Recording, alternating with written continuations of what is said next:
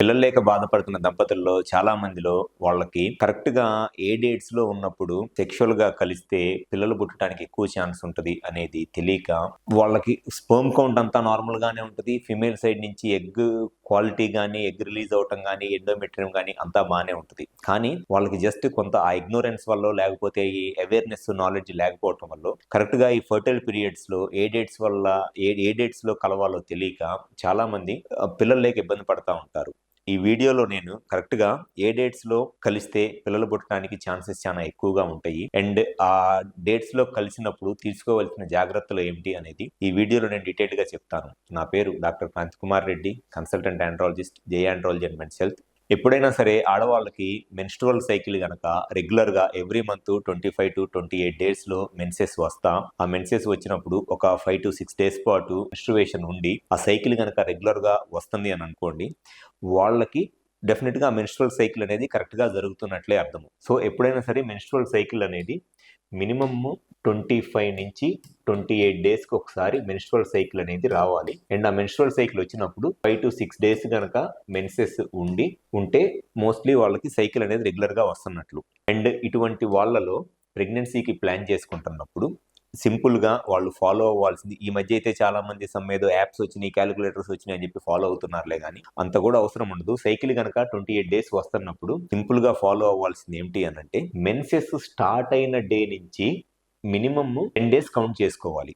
So, ఈ dates count చేసుకోవడం ఎలా కౌంట్ చేసుకోవాలి అనంటే, మెన్సెస్ స్టార్ట్ అయిన డే నుంచి కౌంట్ చేసుకోవాలి. చాలా మంది చేసే మిస్టేక్ ఏంటి అనంటే, ఈ మెన్సెస్ అయిపోయిన డే నుంచి 10 డేస్ కౌంట్ చేసుకుంటారు. ఇది రాంగ్ అనమాట. సో, కౌంట్ చేసుకోవాల్సింది ఏంటి అనంటే, మెన్సెస్ స్టార్ట్ అయిన డే నుంచి 10 డేస్ కౌంట్ చేసుకోవాలి. సో, ఈ 10 డేస్‌లో వాళ్ళు సెక్షువల్‌గా కలవచ్చా, కలవకూడదా అనంటే అది వాళ్ళ ఇష్టం. ఈ ఫస్ట్ 10 డేస్‌లో సెక్షువల్‌గా కలవటము అనేది ఇట్స్ ప్యూర్‌లీ వాళ్ళ సెక్షువల్ సాటిస్ఫాక్షన్‌కో లేదా సెక్షువల్ దానికి గాని, పిల్లలకి దీనికి ఏం సంబంధం ఉండదు. ఖచ్చితంగా 9థ్ డే గాని లేదా 10థ్ డే గాని ఒకసారి మట్టికి కంపల్సరీగా సెక్షువల్‌గా కలవాలి. 9థ్ డే కలిసారు అని అనుకోండి సెక్షువల్‌గా, 10, 11 కలవకుండా 12థ్ డే నుంచి మొదలుపెట్టి 18థ్ డే దాకా ఆల్టర్‌నేట్ డేస్ కలవాలి. సో, 9థ్ డే గాని 10థ్ డే గాని ఖచ్చితంగా కలవాలి. సో, 9థ్ డే కలిస్తే మళ్ళీ 10, 11 కలవకుండా 12థ్ నుంచి 18థ్ డే దాకా ఆల్టర్‌నేట్ డేస్ కలవాలి. ఒకవేళ 9థ్ డేన కలవలేదో, కుదరలేదు, మర్చిపోయారు అనుకుంటే 10థ్ డే కలవాలి. సో, 10థ్ డే కలిసి మళ్ళీ 11థ్‌ని కలవకుండా 12థ్ నుంచి 18థ్ డే దాకా ఆల్టర్‌నేట్ డేస్ కలవాలి. సో, 9థ్ డే కలిసిన తర్వాత 2 డేస్ ఎందుకు గ్యాప్ ఉండాలి? లేదా 1 డే ఎందుకు గ్యాప్ ఉండాలి అనంటే, ఒకవేళ ఎగ్ గనక 12థ్‌నో రిలీజ్ అయింది అని అనుకుంటే, అట్‌లీస్ట్ ఈ 2 డేస్ ముందు గనక సెక్షువల్‌గా కలవకుండా గ్యాప్ ఉంటే, ఈ 2 డేస్‌లో ఎంతో కొంత sperm count, sperm concentration improve అయిద్ది. అట్లా గాకుండా 11థ్‌ని కలిసి ఇమ్మీడియేట్‌గా మళ్ళీ 12థ్‌ని కలిసారనుకోండి, డెఫినిట్‌గా ఈ స్పెర్మ్ కౌంట్, కాన్సంట్రేషన్ అంత ఎక్కువగా ఉండదు. ఒకవేళ 12థ్‌నే గనక ఎగ్ రిలీజ్ అయినట్లయితే డెఫినిట్‌గా వాళ్ళు కాన్సంట్రేషన్ సరిగ్గా లేక ప్రెగ్నెన్సీ రాకపోవటానికి ఛాన్సెస్ ఉంటాయి. సో, ఖచ్చితంగా కలుద్దాము ఈ ఓవులేషన్ పీరియడ్‌కి మినిమమ్ ముందు 1 ఆర్ 2 డేస్ అనేది గ్యాప్ ఉండాలి సెక్షువల్‌గా కలవకుండా. సో, 9థ్ డే ఆర్ 10థ్ డే ఖచ్చితంగా కలిసి 9థ్‌న కలిస్తే 10, 11 కలవకూడదు. ఒకవేళ 9థ్‌న గనక కలవలేదు అనంటే 10థ్‌న కలవాలి. 10థ్‌న కలిసి 11థ్‌న కలవకుండా మళ్ళీ 12థ్ నుంచి 18థ్ డే దాకా కలవాలి. అండ్ సెకండ్ వచ్చేసి ఈ 12థ్ నుంచి 18థ్ డే లోపల కలిసేటప్పుడు డైలీ కూడా కలవకూడదు. 12థ్‌న ఒకసారి కలవాలి. సో, 12థ్‌న ఒకసారి కలవాలి. 13థ్‌న కలవకూడదు. మళ్ళీ 14థ్‌న కలవాలి. 15థ్‌న కలవకూడదు. 16థ్‌న కలవాలి. 17థ్‌న కలవకూడదు. 18థ్‌న కలవాలి. సో, ఖచ్చితంగా 1 డే అనేది గ్యాప్ ఉండాలి. డైలీ కూడా కలిస్తే ఆ స్పెర్మ్ కౌంట్, కాన్సంట్రేషన్ సరిగ్గా ఉండదు. ఆల్టర్‌నేట్ డేస్ కలిస్తేనే స్పెర్మ్ కౌంట్, కాన్సంట్రేషన్ ఉంటది కాబట్టి ప్రెగ్నెన్సీ రావడానికి ఈజీ ఛాన్సెస్ ఉంటాయి. సో, 12థ్ నుంచి మొదలుపెట్టి 18థ్ దాకా రోజు మార్చి రోజు ఒకసారి ఖచ్చితంగా కలవాలి. అండ్ ఈ రోజు మార్చి రోజు కూడా ఒక్కసారే కలవాలి. 12థ్‌న 2 సార్లు, 13థ్‌న 3 సార్లు, 14థ్ 4 సార్లు అట్లా కూడా కలవకూడదు. జస్ట్ ఒక్కసారే కలవాలి. 12థ్‌న ఒకసారి, 14థ్‌న ఒకసారి, 16థ్‌న ఒకసారి, 18థ్‌న ఒకసారి. అండ్ వన్స్ మళ్ళీ ఈ 18థ్ అయిపోయిన తర్వాత ఇక్కడి నుంచి మళ్ళీ మెన్సెస్ వచ్చేదాకా అది మళ్ళీ వాళ్ళ ఇష్టం. సో, ఫెర్టైల్ పీరియడ్ అనేది జనరల్‌గా ఈ మెన్స్ట్రువల్ సైకిల్ 28 డేస్ వచ్చే వాళ్ళకి ఇన్ జనరల్ ఈ 12-18 డేస్ మధ్యలో ఉంటది కాబట్టి, ఈ 12-18 డేస్ మధ్యలో రోజు మార్చి రోజు ఒకసారి కలవాలి. అండ్ ఈ 12థ్‌న స్టార్ట్ అయ్యే ముందు అట్‌లీస్ట్ 1 ఆర్ 2 డేస్ గ్యాప్ ఉంటే ఇంకా మంచిది. చాలా మంది ఈ మెన్స్ట్రువల్ సైకిల్‌ని ఫాలో అవుతా వాళ్ళు ఎదుర్కొనే ప్రాబ్లమ్స్ ఏమిటి అనంటే, ఈ గైనకాలజిస్టులు వాళ్ళకి ఇచ్చే ఒక రాంగ్ ఇన్ఫర్మేషన్ ఏంటి అనంటే, మీరు ఖచ్చితంగా 12th 2 సార్లు కలవాలి, 13th 2 సార్లు కలవాలి, 14th 2 సార్లు కలవాలి అని చెప్తారు. నాకు తెలిసి మనిషి అనేవాడు, మగాడు అనేవాడు కంటిన్యూస్‌గా రోజుకు 2 సార్లు కలవలేడు. అట్లా కలిసినా కూడా ప్రెగ్నెన్సీ రాదు. జస్ట్ 12th నుంచి 18th దాకా రోజు మార్చి రోజు ఒకసారి కలిస్తే సరిపోయిద్ది. అంతేగాని 12th 2 సార్లు కలవాలి, 13th 3 సార్లు కలవాలి, 14th 4 సార్లు కలవాలని టార్గెట్ లాగా పెట్టి సెక్స్ చేయలేరు.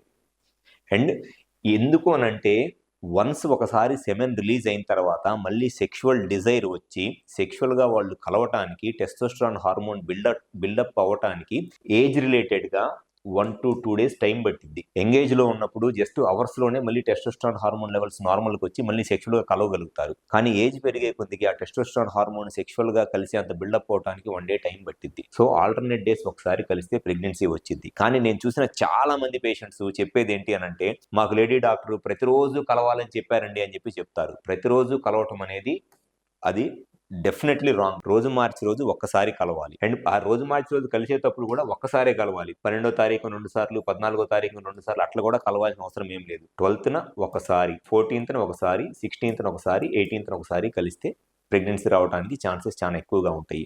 అండ్ చాలా మంది పేషెంట్స్లో ఉండే ఇంకొక ప్రాబ్లం ఏంటి అనంటే, వాళ్ళకి ఎక్కువగా కరెక్ట్గా ఈ ఫర్టైల్ పీరియడ్లో ఖచ్చితంగా కలవాలి అని చెప్పని వాళ్ళు ఆఫీస్లో మధ్యాహ్నం నుంచి పొద్దున ఆఫీస్కి వెళ్ళిన కాడి నుంచి మధ్యాహ్నం నుంచి ఈరోజు సాయంత్రం సెక్షువల్గా కలవాలి, కలిస్తేనే పిల్లలు పుడతారు అని వాళ్ళు ఆలోచిస్తూ ఉండటము. లేకపోతే వైఫ్ ఇంటి దగ్గర నుంచి ఫోన్ చేయటం, ఈరోజు సాయంత్రం తొందరగా రండి, లేకపోతే లేడీ డాక్టర్ చెప్పారు ఈరోజు ఎగ్ రిలీజ్ అయిద్దని ఖచ్చితంగా కలవాలని చెప్పి ఆమె స్ట్రెస్ చేయటము. వీళ్ళు కంటిన్యూస్గా ఆ సెక్స్ని ఎట్లా ఎంజాయ్ చేయాలి అనేది ఆలోచించడం కుండా అదేదో ఒక పనిలాగా సెక్స్ చేయటం వల్ల చాలా మందిలో ఈ ఫర్టైల్ పీరియడ్లో ఎరెక్టైల్ డిస్ఫంక్షన్ అంటే అంగస్తంభన సమస్య, ఎరెక్షన్ రాక ఈ ఫర్టైల్ పీరియడ్ లో కలవటానికి చాలా ఇబ్బందులు ఎదుర్కొంటా ఉంటారు. అక్కడ వాళ్ళు నిజంగా ఎరెక్టైల్ డిస్ఫంక్షన్ ప్రాబ్లం ఉందా అని అంటే లేదు. Only because of that stress, performance anxiety వల్లే. అంటే సెక్స్ ని ఎంజాయ్ చేస్తా సెక్స్ చేయాలనుకున్నప్పుడు వచ్చే ఎరెక్షన్ అది చాలా బెటర్గా ఉంటుంది. అంతేగాని అదేదో ఒక పనిలాగాను, లేకపోతే ఎవరో లేడీ డాక్టర్ చెప్పారు కాబట్టి కలవాలను, లేకపోతే వైఫ్ ఫోర్స్ చేస్తుందని చెప్పని కలవాలను ట్రై చేస్తే ఎరెక్షన్ రాక సెక్షువల్గా ఇబ్బంది పడుతూ ఉంటారు. అట్లా 1 or 2 times ట్రై చేసి ఎరెక్షన్ రావట్లేదు అనుకోండి, వాళ్ళకి తెలియకుండానే స్లోగా ఆ performance anxiety, fear of failure వచ్చేస్తుంది. నేను కలవలేనేమో, నేను మళ్ళీ ఇబ్బంది అయిద్దామని. ఆ పేషెంట్స్ లో చాలా మందిలో కనపడేది ఏంటి అనంటే, మళ్ళీ 19th నుంచి 28th దాకా బాగానే కలుస్తారు సెక్షువల్గా, ఈ 12th నుంచి ఈ డేట్స్ లో కూడా బాగానే కలుస్తారు. ఈ పర్టికులర్ ఈ ఫర్టైల్ పీరియడ్ ఏదైతే ఉందో దీంట్లో only because of that stress, anxiety, performance anxiety వల్ల ఎరెక్షన్ రాక ఇబ్బంది పడుతూ ఉంటారు. సో ఆ సెక్స్ని ఎంజాయ్ చేస్తా సెక్స్ చేయండి, గ్యారంటీగా ఎరెక్షన్ వస్తుంది.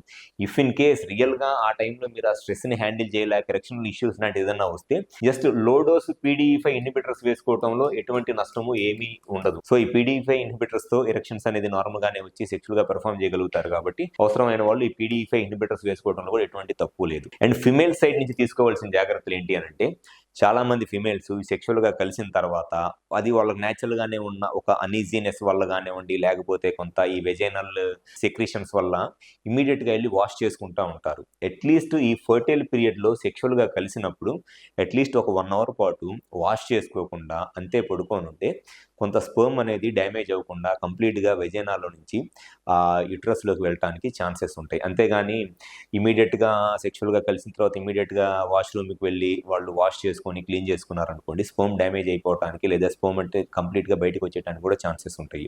సో ఖచ్చితంగా ఈ జాగ్రత్తలు ఫాలో అయితే స్పర్మ్ కౌంట్ నార్మల్గానే ఉండి మెన్స్ట్రువల్ సైకిల్ కనుక కరెక్ట్గానే వస్తుంటే న్యాచురల్ ప్రెగ్నెన్సీ రావడానికి చాలా ఎక్కువ ఛాన్సెస్ ఉంటాయి. సో ఖచ్చితంగా డేట్స్ కౌంట్ చేసుకోవటం అయితే 9th day ఒకసారి ఖచ్చితంగా కలవాలి. 10, 11 కలవకుండా 12th నుంచి 18th దాకా ఆల్టర్నేట్ డేస్ 12th ఒకసారి, సో 12th ఒకసారి, 14th ఒకసారి, 16th ఒకసారి, 18th ఒకసారి కలుస్తా ఉంటే మట్టికి స్పర్మ్ కౌంట్ బాగుండి మెన్సెస్ అంతా కరెక్ట్గానే వస్తా, ఎగ్ కౌంట్, ఎగ్ క్వాలిటీ బాగుంటే ప్రెగ్నెన్సీ రావడానికి చాలా ఎక్కువ ఛాన్సెస్ ఉంటాయి. Thank you.